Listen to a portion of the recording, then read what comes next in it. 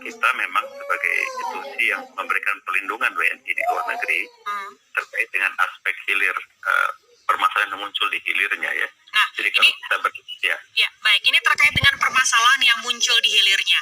Kalau dari informasi yang didapatkan ini 3 orang atau 4 orang yang meninggal ya? Karena informasinya sempat simpang siur, Pak Faiza. Betul, 3 yang meninggal dan dilarungkan ke laut. Sementara satu meninggal di rumah sakit di Busan di Korea Selatan. Nah, faktor yang menjadi indikasi penyebab keempat WNI ini meninggal dunia karena memang sakit. Dan sakit seperti apa dari penjelasan yang ada?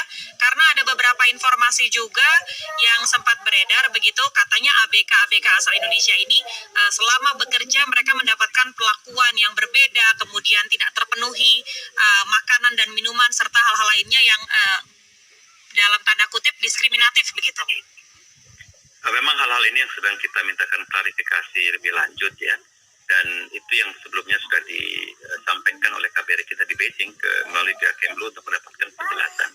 Namun yang tidak kalah pentingnya bahwa kalau kita berbicara mengenai mereka yang bekerja di kapal laut melalui proses rekrutmen yang sudah dilakukan oleh agensi, ada kewajiban dari pihak agensi untuk juga memastikan bahwa anak buah kapal atau anak kapal ikan tersebut sudah memahami isi kontrak dan juga mendapat penjelasan atas kondisi kerja yang akan dialami saat di laut. Kita kalau berbicara mengenai diskriminasi dan lain itu hal yang akan kita investigasi lebih lanjut. Baik. Namun setidaknya anak kapal yang akan bekerja dari awal sudah harus mengetahui kondisi yang akan mereka hadapi karena bekerja di laut untuk berbulan-bulan memang kondisi yang tidak mudah ya. Jadi hal seperti ini harus disiapkan jauh-jauh hari sebelum mereka bekerja di kapal ikan asin. Baik, Pak Faiza mungkin ditahan dulu sebentar, ada informasi penting yang harus kita ikuti bersama-sama dalam kilas berita berikut ini.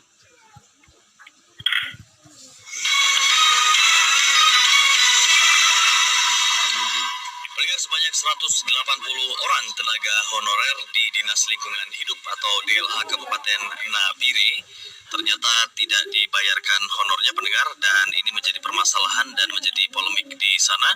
Pada hari Rabu kemarin mereka berkumpul di halaman kantor untuk menerima upah. Mereka belum menerima upah selama 4 bulan, yaitu Januari hingga April 2020. Ke 180 orang tenaga honorer DLH tersebut dibagi ke dalam 3 kelompok pekerjaan, yaitu petugas persampahan, pertamanan kota, dan juga petugas kebersihan atau penyapuan jalan. Dan pendengar, untuk informasi update lainnya dapat Anda baca di laman berita resmi kami di rri.co.id. Demikian kilas berita.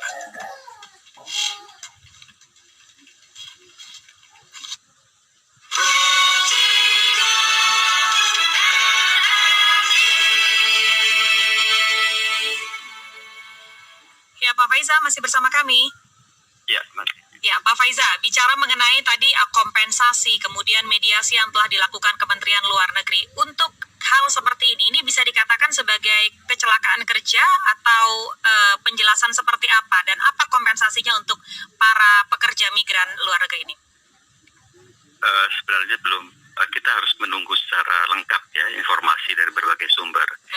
Patut juga saya garis bawahi melalui fasilitasi KBRI kita di Seoul akan juga dilakukan satu proses investigasi melalui jasa institusi kelautan di sana juga. Dengan demikian ada proses investigasi lanjutan yang akan berlangsung, dan mudah-mudahan dari informasi yang akan dikumpulkan lebih lanjut akan didapatkan informasi yang lebih utuh terkait bagaimana perlakuan terhadap anak kapal kita, apakah benar seperti yang disampaikan oleh salah satu anak kapal kita kepada media. Jadi hal seperti ini perlu kita klarifikasi dulu. Artinya menunggu dari investigasi berapa lama kira-kira, Pak Faiza? Udah makan tuh sampai baru berjalan ya. Tapi mudah-mudahan segera bergerak dengan cepat ya. Kita bisa sampaikan bahwa kasus ini memang dalam jangka waktu atau kurun waktu yang cukup panjang ya. Saat informasi pertama kita dapatkan di bulan Januari, dan saat kapal itu sandar pada April ini kalau saya tidak salah di Korea. Jadi ada rentang waktu yang cukup panjang, dan dalam proses tersebut kapal juga ada proses pemindahan anak kapal untuk bisa mendarat di Korea, sehingga semua fakta dan informasi ini harus dikumpulkan dan dipastikan. Oleh karena itu melalui fasilitasi yang akan segera dilakukan di Korea Selatan. Mudah-mudahan kita bisa menyusun satu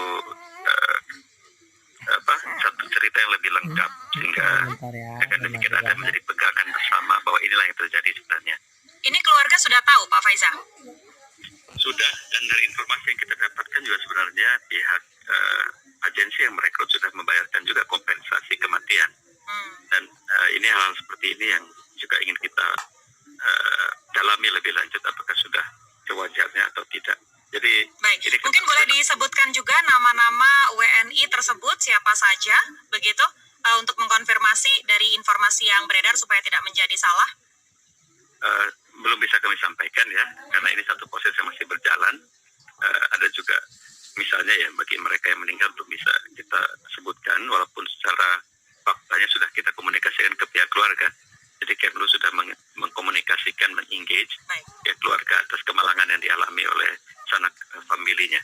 Jadi hal-hal itu nanti kita ada etika yang mesti juga kita perhatikan. Baik, Pak Faizal Syah, terima kasih sudah bergabung bersama kami pagi hari ini. Selamat pagi, Pak Teguh Faizal Syah. Selamat pagi. Demikian tadi kami berbincang dengan juru bicara Kementerian Luar Negeri Teguh Faizal Syah terkait dengan 4 orang yang meninggal dunia, 3 orang dilarungkan ke laut seperti yang disampaikan tadi karena memang meninggal dalam penyakit yang belum bisa didapatkan hasilnya, masih dalam proses investigasi. Kemudian ada 1 orang lainnya yang saat ini meninggal di rumah sakit di Busan dan memang jenazah tersebut tidak dapat dikembalikan ke Indonesia sesuai dengan peraturan yang berlaku, namun kompensasi dan mediasi dilakukan oleh pihak Kementerian Luar Negeri untuk membayar kepada pihak keluarga.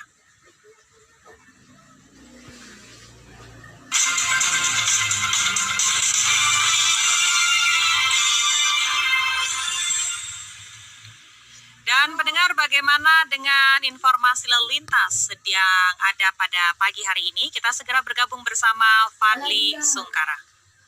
Lagi mandi, Mbak.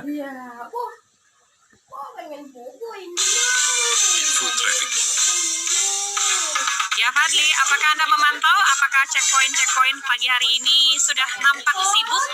Nampol. Ya, baik Kristi dan juga pendengar, selamat pagi.